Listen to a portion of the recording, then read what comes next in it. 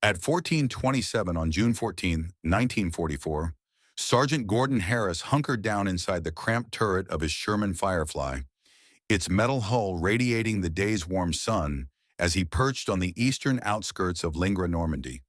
His gloved hands gripped the turret controls, knuckles white, as his eyes fixed unblinkingly on 5 German Panther tanks advancing in slow, menacing formation across the open, grassy fields, 800 meters away. At 31 years old, Harris was a veteran of years of service, but the harsh reality of Normandy had already worn on him. 8 days in this war-torn corner of France, and he'd yet to score a single tank kill. The situation for his unit, the British 7th Armored Division, was nothing short of grim.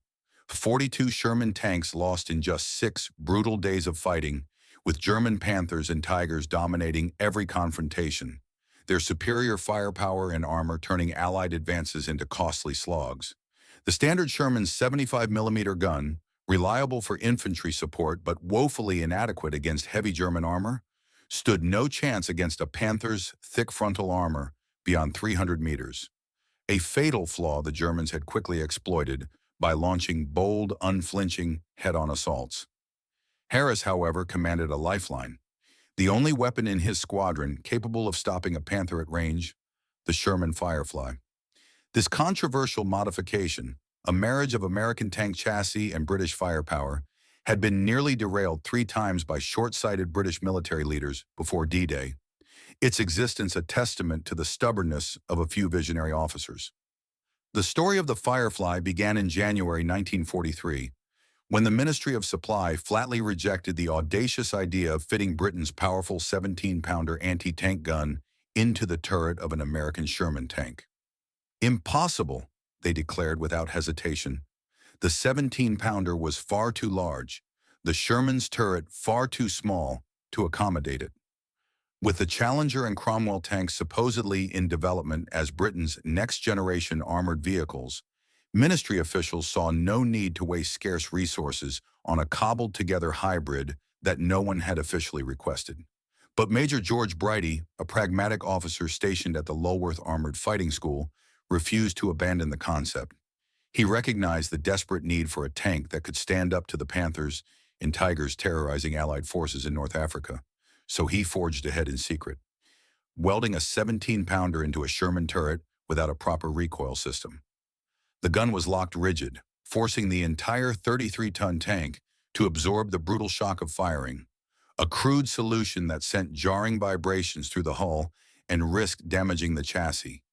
It barely worked, and when the ministry got wind of the unauthorized project, they ordered Brighty to cease work immediately, dismissing the Firefly as a dangerous folly. Undeterred by bureaucratic pressure, Lieutenant Colonel George Witheridge, himself a battle-hardened soldier who had been wounded at Gazala in North Africa when his Grant tank was knocked out by German fire, joined the Rogue Project in June 1943. Witheridge knew firsthand the horrific cost of inferior weaponry in human lives. He'd seen comrades burned alive or crushed under tank hulls because their guns couldn't punch through enemy armor. Teaming up with Brighty, he set to work refining the Firefly design.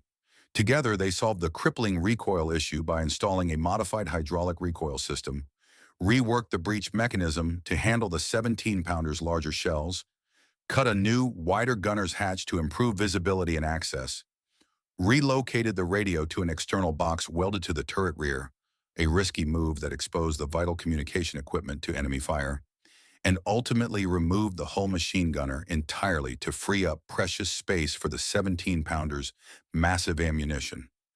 Just as they made significant progress, the ministry discovered the project once again and issued a second stern stop order, determined to kill the unauthorized abomination. This time, Witheridge bypassed his superiors. Leveraging connections with Major General Raymond Briggs and Claude Gibb at the Ministry of Supply, he argued that the Challenger program was floundering, and the Cromwell's turret ring was too narrow for the 17-pounder. The Firefly, he insisted, was Britain's only viable option before the Normandy invasion. His plea finally succeeded. The ministry approved production in November 1943, but by May 31, 1944, only 342 Fireflies had been completed, just 1 per 4-tank troop. British armored regiments entered Normandy dangerously short of tanks capable of taking on Panthers. The Germans caught on quickly.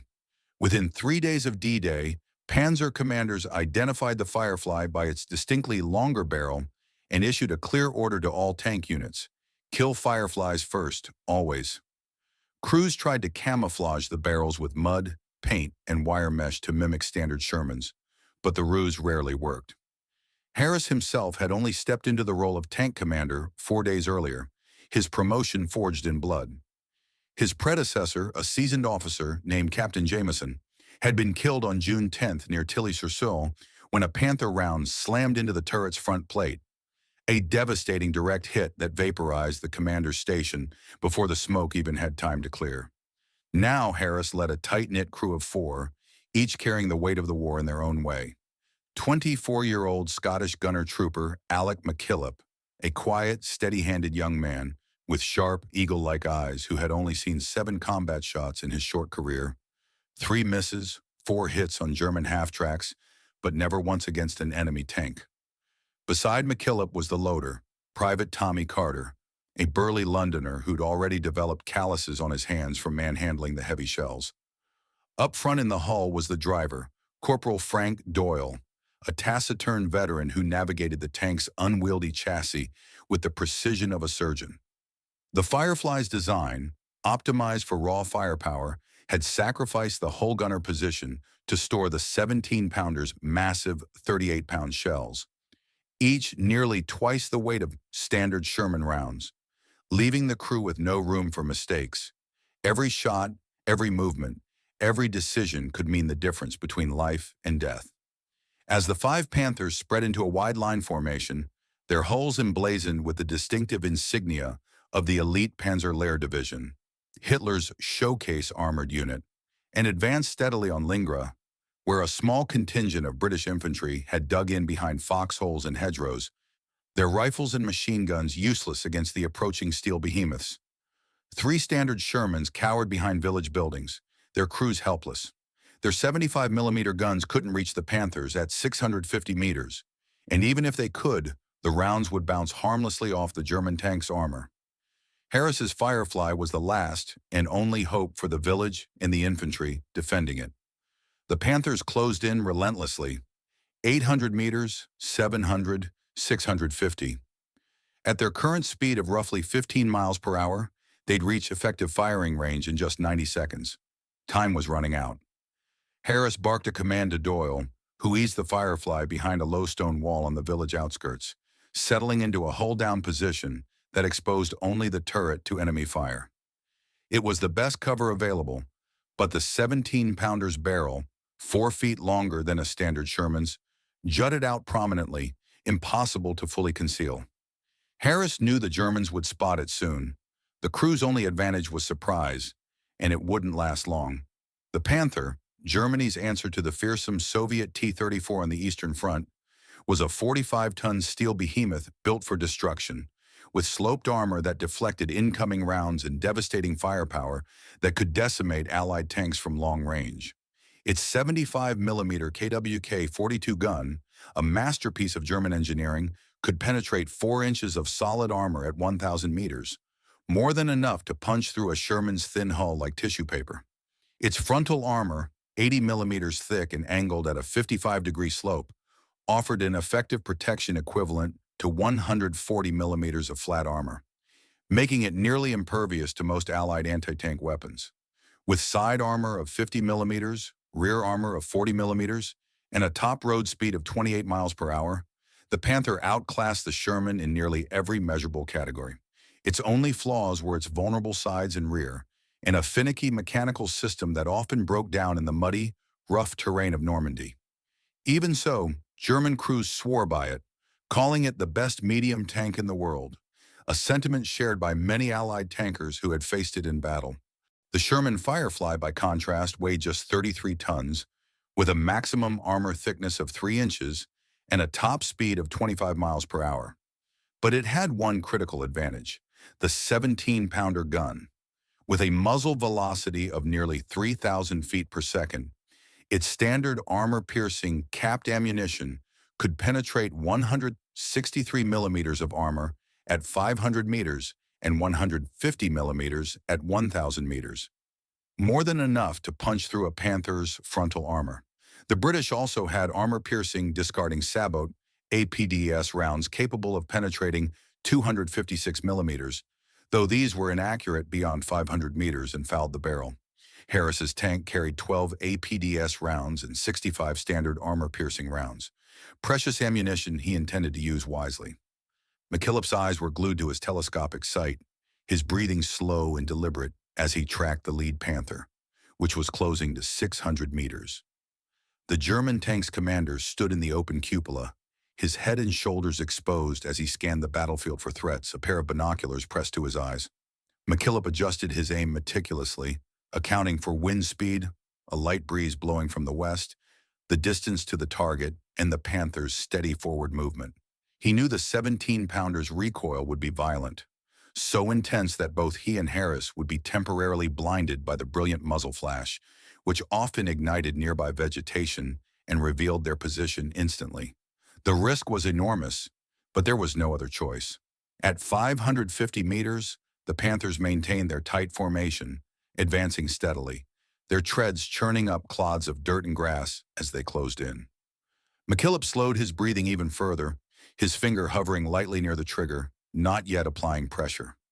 Harris, who had trained gunners before the war, recognized the calm focus in McKillop's posture, the slight tensing of his shoulders, the steady gaze through the sight.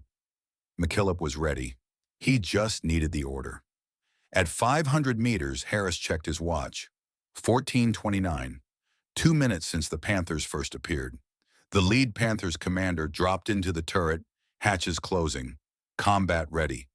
They knew British tanks were nearby, and they were hunting.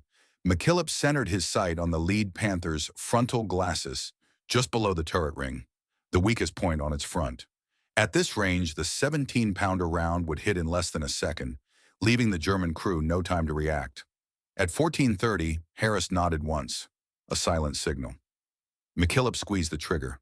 The 17-pounder erupted with a deafening roar, sending a massive orange fireball shooting from the barrel. The recoil slammed the entire tank backward 6 inches, jolting the crew violently against their seats. The brilliant orange flash blinded Harris and McKillop for 2 long seconds, and the hedge 10 feet in front of the Firefly burst into flames instantly, the dry branches crackling and popping as the fire spread. Through the thick, acrid smoke that billowed around them, Harris squinted, his vision still blurred, searching for any sign of the lead Panther. When the smoke cleared just enough to see, he let out a quiet breath of relief. The round had struck perfectly, slamming into the Panther's frontal glacis just below the turret ring, the weakest point on its front armor. The German tank rolled forward 3 meters, its treads spinning uselessly for a moment, then ground to a halt. Thick black smoke began leaking from its hatches, a telltale sign that the crew inside was dead, killed instantly by the penetrating round or the subsequent explosion of the tank's internal systems. 1 down, 4 to go. The remaining 4 Panthers scattered immediately, professional crews reacting without hesitation. The 2nd veered left, the 3rd and 4th right, and the 5th reversed rapidly. The burning hedge had betrayed their position. The Germans knew exactly where the shot had come from. Harris had 15 seconds before return fire. McKillop didn't waste a second. He swung the turret to the right, his hands moving quickly but smoothly on the controls as he tracked the 3rd Panther, which was maneuvering at 12 miles per hour, its commander desperately trying to turn the tank to present its angled armor, a tactic designed to deflect incoming rounds. McKillop anticipated the move, leading the target by a few feet to account for the Panther's speed. He adjusted his aim once more, ensuring the crosshairs were centered on the tank's side armor, then fired. The 17-pounder roared again, the familiar flash and recoil shaking the hull. This time, the round hit its mark dead center on the Panther's side armor at the suspension, a weak point where the armor was thinnest. The shell penetrated cleanly, igniting the tank's ammunition storage. The resulting explosion was catastrophic. The Panther's turret was lifted 8 feet into the air, spinning wildly as it flipped end over end, before slamming back down inverted, its metal hull crumpling on impact. Flames erupted from the shattered hull, shooting 20 feet into the air, and the smell of burning gasoline and rubber filled the air. Two Panthers destroyed in just 40 seconds, an incredible feat, but there was no time to celebrate. The remaining three Panthers opened fire simultaneously. Three 75-millimeter rounds screamed toward the stone wall. One struck 20 feet left, exploding harmlessly. One hit the wall directly, showering the Firefly with stone fragments. The third whistled overhead, close enough for Harris to feel the pressure wave. The Germans were zeroing in. The next salvo would be accurate. Harris ordered the driver to reverse, backing the Firefly 20 feet to a new position behind a barn. The move bought seconds. McKillop reloaded as the loader heaved another 38-pound shell into the breech and slammed it close. Scanning for targets, McKillop spotted the second Panther, which had circled left and was now flanking from the northwest. The fourth and fifth advanced from the east in a split attack, standard German armor tactics to divide defensive fire. McKillop targeted the flanking Panther at 450 meters, a harder shot as the tank moved fast, presenting its frontal armor. He tracked its movement, led by 3 tank lengths, and fired. The round hit low, penetrating the lower glacis and striking the transmission. The Panther lurched to a stop, its crew bailing out and running for cover. 3 down, 2 to go. The last 2 Panthers wasted no time, firing again simultaneously, their 75-millimeter rounds screaming through the air toward the barn. Wood splintered and exploded as both rounds struck home, the structure collapsing partially under the impact, sending clouds of dust and debris filling the air. The Firefly was now fully exposed. The barn offered no cover anymore, its smoldering ruins doing nothing to hide the tank's silhouette. The fourth Panther was 400 meters away, closing fast, its gun traversing slowly but surely toward them. McKillop could see the German gunner through his sight, his face obscured by a helmet but his focus evident. They had 3 seconds at most before point-blank fire, time enough for only one shot, one chance to take the Panther out before it killed them. McKillop didn't hesitate. He fired first, squeezing the trigger as the German tank's gun was still settling into position. The 17-pounder round crossed the 400 meters in just 0.87 seconds, a blur of steel moving faster than the speed of sound. It hit the Panther's gun mantle, the thickest armor on the tank, 120 millimeters of solid cast steel, with a thunderous crash. To Harris's astonishment, the round penetrated anyway, punching through the mantlet, tearing through the gun breech, and exploding inside the turret. The Panther's ammunition cooked off instantly, a massive fireball consuming the tank as its turret separated from the hull, flipping end over end and landing 30 feet away, where it lay smoldering. 4 Panthers destroyed or disabled. Only one remained. The 5th Panther had stopped advancing. Its commander recognized the catastrophe. 4 tanks lost in under 2 minutes. Continuing the attack meant death. The tank began reversing toward the tree line, trying to break contact. Harris weighed his options: pursue and risk ambush. The tree line could hide more Panthers, anti-tank guns, or Panzerfaust teams, or let it escape and face coordinated retaliation later. Neither choice was good. Checking his ammunition, 61 17-pounder rounds and 12 APDS left, and fuel gauge 3/4 full, Harris initially decided to let it go. Mission accomplished. The village was safe and British infantry could hold. But the 5th Panther had other plans. Reaching the tree line at 600 meters, it paused, its turret traversing left and right as the commander scanned for threats and opportunities. Then it turned, presenting its side armor, and moved parallel to the tree line. Not retreating, repositioning. Harris realized instantly, the German commander wasn't running, he was setting up a long-range duel. The Panther's 75-millimeter gun was accurate to 1,000 meters, and at 600 meters, it had a clear shot, and knew exactly where the Firefly was. The collapsed barn, burning hedge, and stone wall were all landmarks. Every firing position was compromised.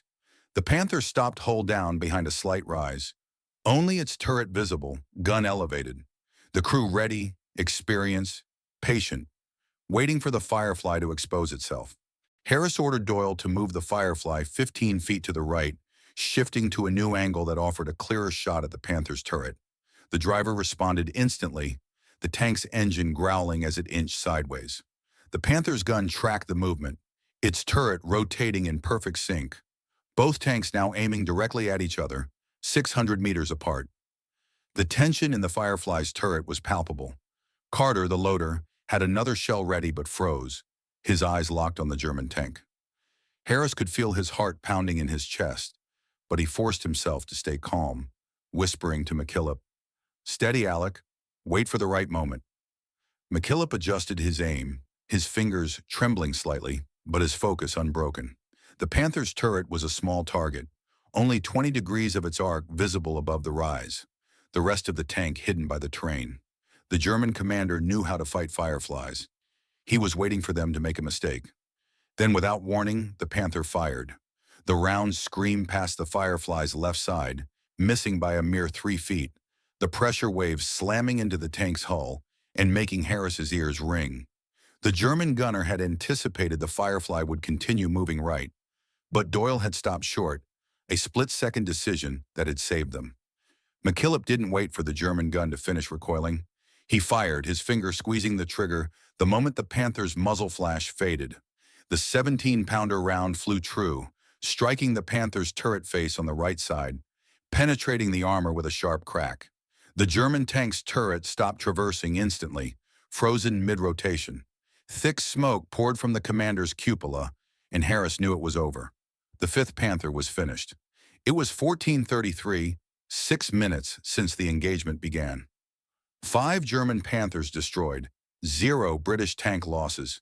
The 3 standard Shermans emerged from behind village buildings, their commanders having watched the entire fight without firing a shot. Their guns couldn't reach, couldn't penetrate. The Firefly had fought alone. Harris scanned the tree line for more threats. Panthers rarely operated in groups of 5 and radioed squadron headquarters. 5 Panthers destroyed near Lingra. Request reconnaissance of eastern approaches.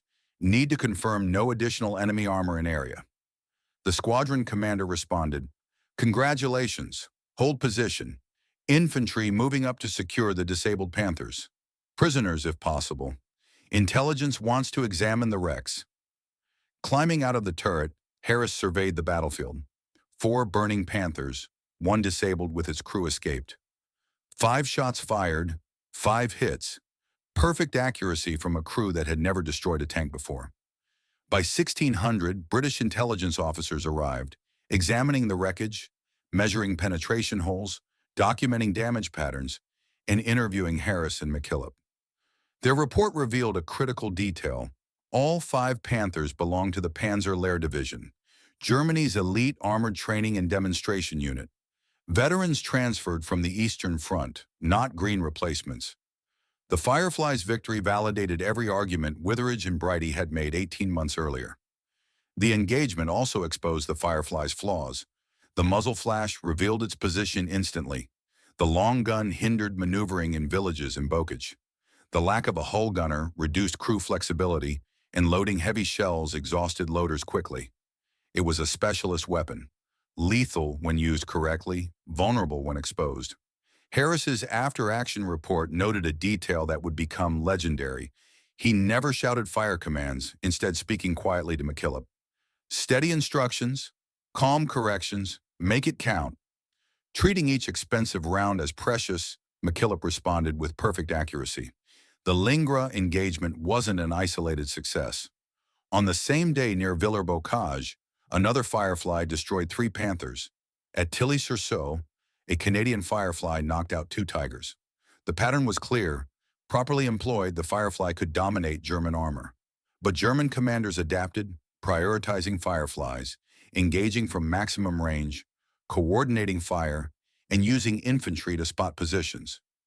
By mid-June, Firefly survival rates were alarming. 43% of deployed Fireflies, 118 total, lost by August 1st. Yet their effectiveness was undeniable. They accounted for 64% of all German heavy tank kills by British forces, destroying Panthers and Tigers at 3 times the rate of standard Shermans. Demand for Fireflies surged. The Ministry of Supply accelerated production, processing 60 Shermans per week into Fireflies and making it the highest priority, a stark reversal from their earlier opposition. Winston Churchill personally monitored production numbers. By late August, regiments received 2 Fireflies per 4-tank troop instead of 1. Harris and McKillop continued fighting, their Firefly becoming a legend within the 7th Armored Division as it survived the brutal campaigns of Normandy. Operation Epsom, where Allied forces struggled to break through German lines. Operation Goodwood, a massive armored offensive that saw hundreds of tanks destroyed in vicious battles at Villers-Bocage, Caen, and Falaise, where the Allies finally trapped and destroyed a large portion of Germany's Western Front armor. Over 72 grueling days, they destroyed 9 more German tanks, 3 Panthers, 4 Panzer IVs, and 2 Stug assault guns, for a total of 14 kills, an impressive tally for any tank crew. Their Firefly took 11 hits during that time, 8 from machine guns that riddled the hull with bullet holes, 2 from Panzerfaust rockets that damaged the turret's side armor, and 1 from a 75mm tank round that struck the turret at an extreme angle and ricocheted off, leaving a deep gash but failing to penetrate. Through it all, the crew survived, patching up the tank with whatever materials they could find, welding plates over holes, replacing damaged parts with scavenged spares, and returning to combat each time. McKillop's accuracy remained exceptional. 47 17-pounder rounds fired after Lingra, 31 hits, a 66% accuracy rate under the most chaotic combat conditions, against moving targets at ranges from 200 to 700 meters. Their bravery didn't go unnoticed. Both men were decorated for their heroism. Harris received the Military Cross in July, awarded for gallantry in the face of the enemy, and McKillop the Military Medal, cited for his exceptional skill and coolness under fire, with both citations highlighting their decisive victory at Lingra. Their Firefly was finally knocked out near Nijmegen in September 1944 during Operation Market Garden, a direct hit to the engine compartment from a German 88mm anti-tank gun. The tank burned, but the crew escaped uninjured and was reassigned to a new Firefly, fighting until Germany's surrender in May 1945. After the war, Harris returned to England, working as a Yorkshire garage mechanic for 40 years, never speaking much about his service. McKillop went back to Scotland, becoming a mathematics teacher in Edinburgh. Neither wrote memoirs nor sought recognition beyond their 1944 medals. Harris died in 1987 at 74, McKillop in 1993 at 73. Between D-Day and VE Day, approximately 2,100 Fireflies were deployed with British, Canadian, Polish, and Free French forces, destroying an estimated 900 German tanks and assault guns, more than any other Allied armored vehicle in the European theater. The 17-pounder gun continued service into the Cold War, equipping improved tanks like the Centurion and influencing anti-tank weapon development for 2 decades. The Firefly itself was retired by 1946, replaced by newer designs like the Comet and Centurion. Today, only a few survive in museums: the Tank Museum at Bovington, the Imperial War Museum, and France's Musée des Blindés, relics of the controversial hybrid that changed armored warfare in Northwest Europe. The 6-minute engagement at Lingra was a footnote in regimental histories, but for the British infantry defending the village and the tankers who studied their tactics, it mattered. It was a story of impossible odds, rejected innovation, and quiet courage. The kind of story that deserves to be remembered. If this story moved you, please hit the like button. Every like helps YouTube share these forgotten stories with more people. Subscribe and turn on notifications. We're rescuing stories from dusty archives daily, stories of real people who face the impossible with bravery and skill. Drop a comment below and tell us where you're watching from: the US, Canada, Australia. Our community spans the globe, and you're part of keeping these memories alive. Let us know if someone in your family served, or just that you're here. Thank you for watching, and thank you for ensuring Gordon Harris and Alec McKillop are never forgotten.